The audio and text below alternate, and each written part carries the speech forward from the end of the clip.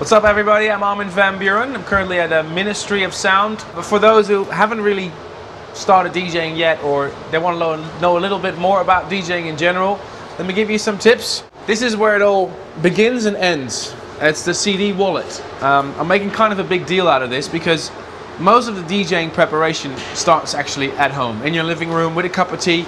I'll show you what I've done here. My CD wallet is actually pretty organized. I actually bought myself a printer, and as you can see, a lot of my CDs, I'll hold it up, have great labels. I only burn one track per CD, and I put my keys on every CD so I know what key I'm in when I'm mixing to the next record. So another thing that I use, right now I'm using this Pioneer CD players for this demonstration and the Pioneer mixer. Make sure that the mix is in stereo. You'll be surprised how many mixers actually switch to mono.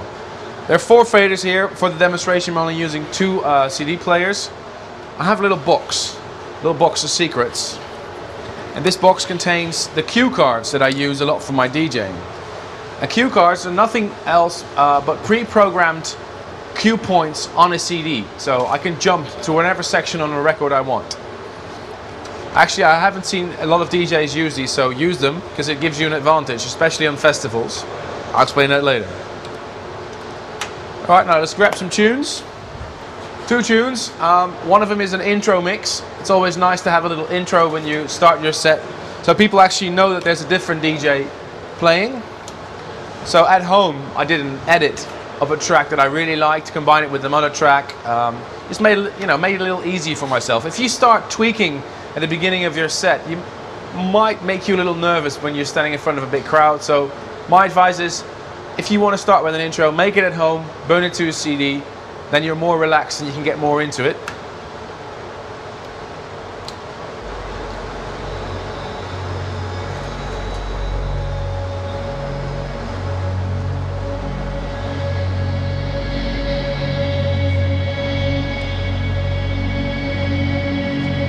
This is an intro I made from a tune from Jerome Isma, a tune from Arna, a producer from Toronto, and Let There Be Light. And I made this intro for an event called Trance Energy, and it just sets the tone, the mood for the atmosphere for the night.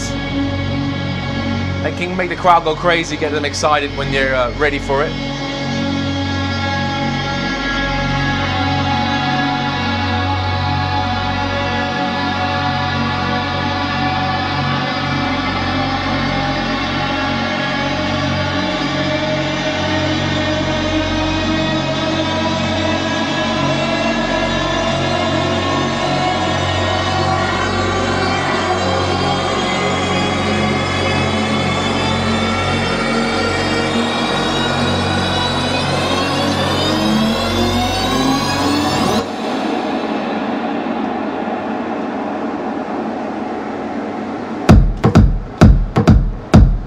Simple kick drum usually does the work, especially after a long intro, to make the crowd go crazy.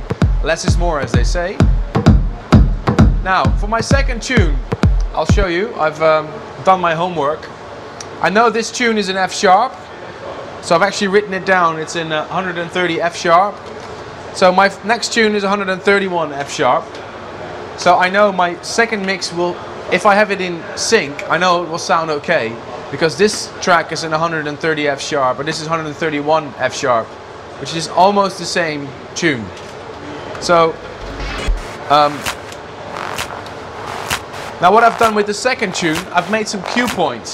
This is, I stored the cue points on this cue card information, put the cue card in here, and it actually, the CD player now remembers the cue points that I pre-programmed at home.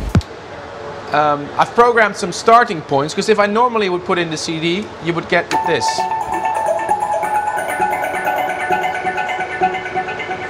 Now I've programmed the cue points, and with the call button I can recall the cue points that I programmed at home, which is the first kick drum of the track.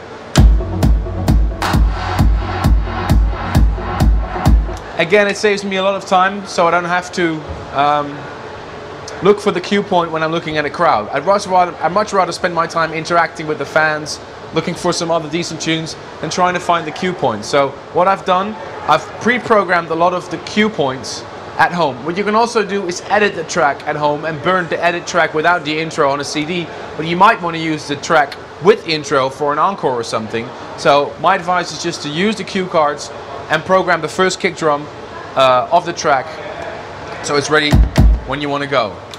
Next to that, I've also programmed a few hot cues. A hot cue is basically you use the CDJ as a sampler. You jump instantly to another point in the track. So at home I programmed 3 points. It's blinking here, as you can see.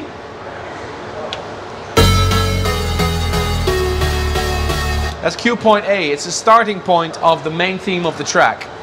Cue point B.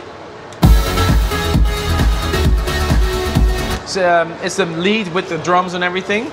And cue point C is a quiet section in the record, which I can play with.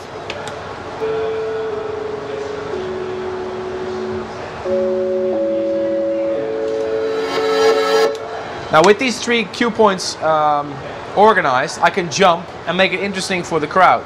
For example, if the record is playing and I'm near the breakdown,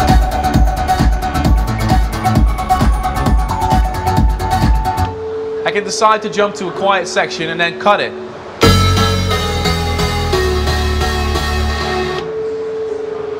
Jumping back and forth between the quiet and the theme section.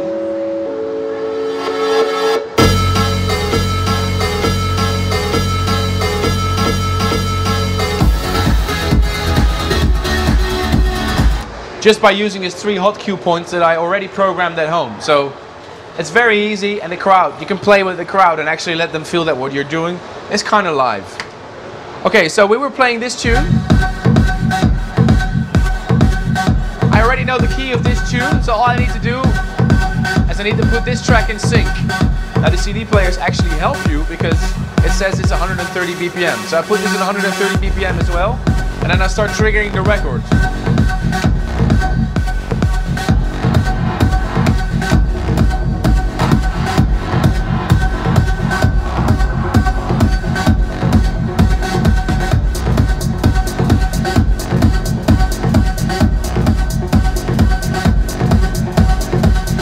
What you're hearing is this track and this track mixed together.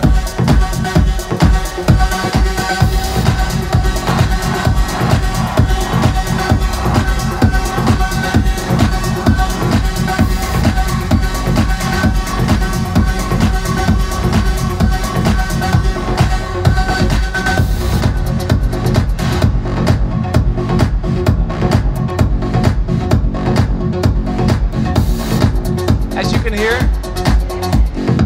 the bass line is in the same key, so the mix doesn't sound awful in a way because it's in the same key.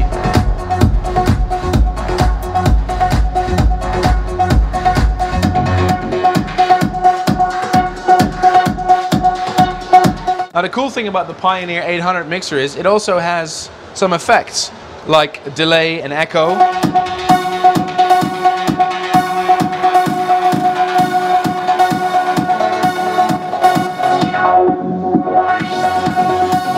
Makes you look really cool with your friends if you use those.